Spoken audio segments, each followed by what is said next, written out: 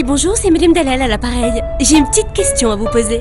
Le jour où j'ai un petit accrochage avec ma voiture, je serai remboursée combien avec mon assurance auto? Oui, j'attends. N'attendez pas qu'il soit trop tard pour découvrir la base de votre indemnisation. AXA invente les barèmes sans surprise, grâce auxquels vous connaissez à l'avance et dès le départ la base de calcul sur laquelle vous serez indemnisé. AXA. Réinventons l'assurance et l'épargne.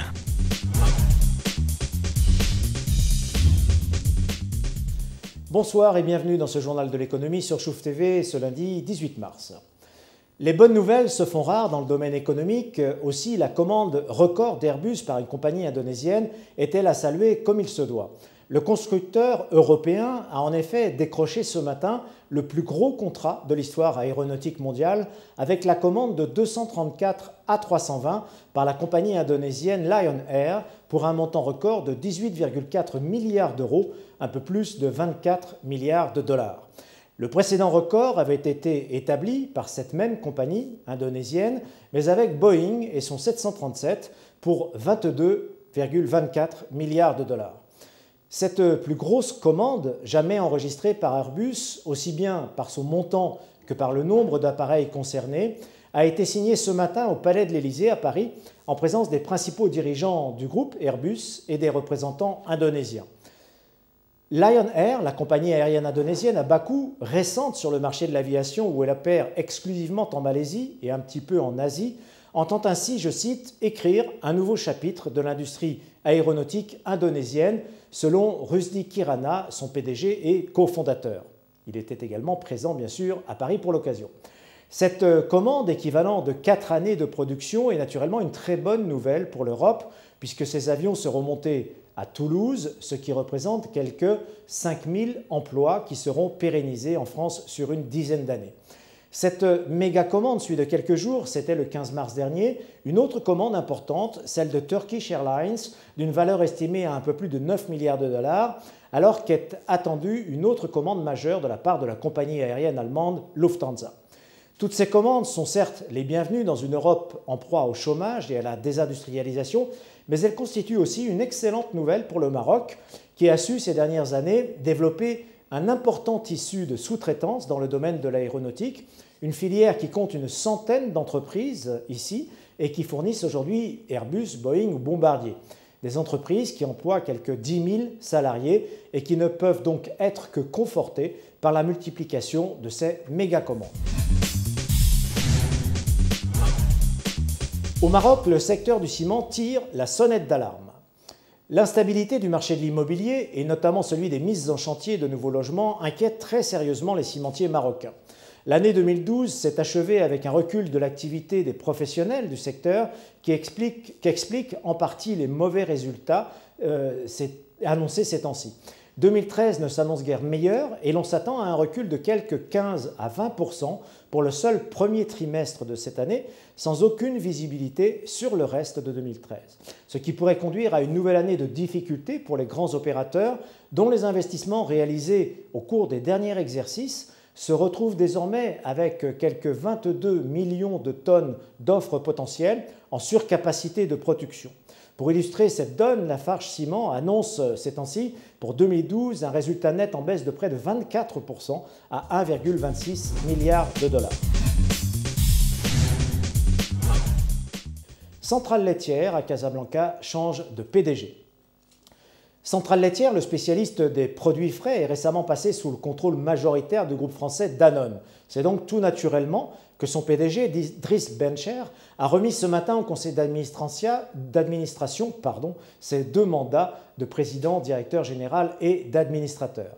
Ainsi, après plus de 8 années passées à la tête de Centrale laitière, des années au cours desquelles Centrale aura doublé son chiffre d'affaires et conquis quelques 60% de parts de marché, Driss Bencher entend relever de nouveaux challenges professionnels.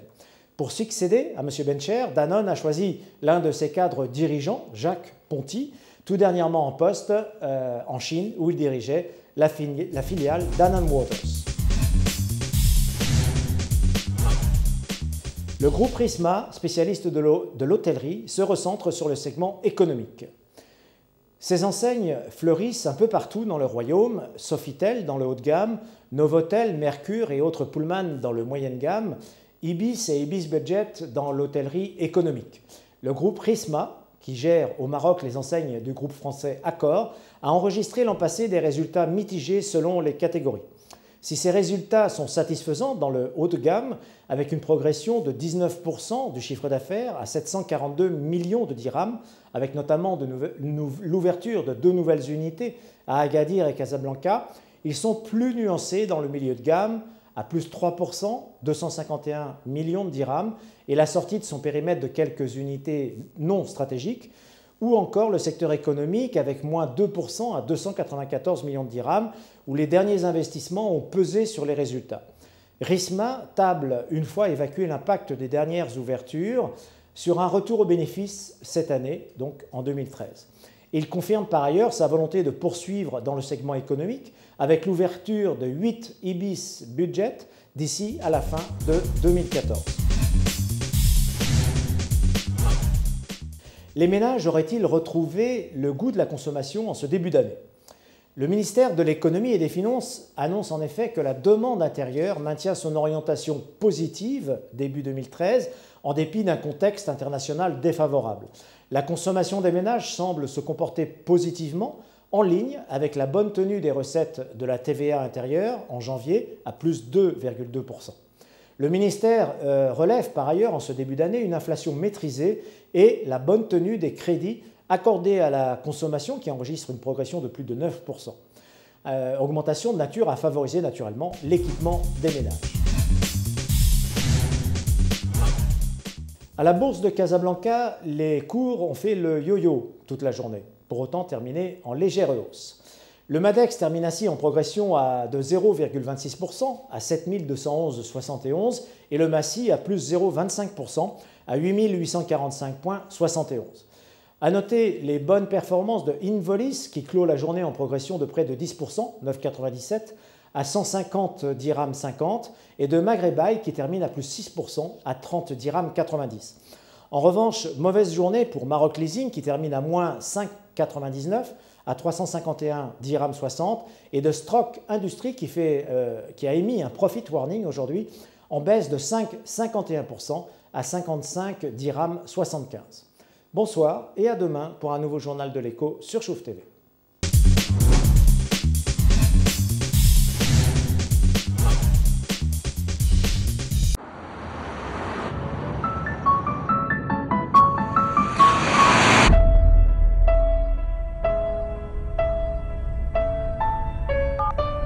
Oui, bonjour, c'est Madame Dalal à l'appareil. J'ai une petite question à vous poser. Le jour où j'ai un petit accrochage avec ma voiture, je serai remboursée combien avec mon assurance auto? Oui, j'attends. N'attendez pas qu'il soit trop tard pour découvrir la base de votre indemnisation. AXA invente les barèmes sans surprise, grâce auxquels vous connaissez à l'avance et dès le départ la base de calcul sur laquelle vous serez indemnisé. AXA. Réinventons l'assurance et l'épargne.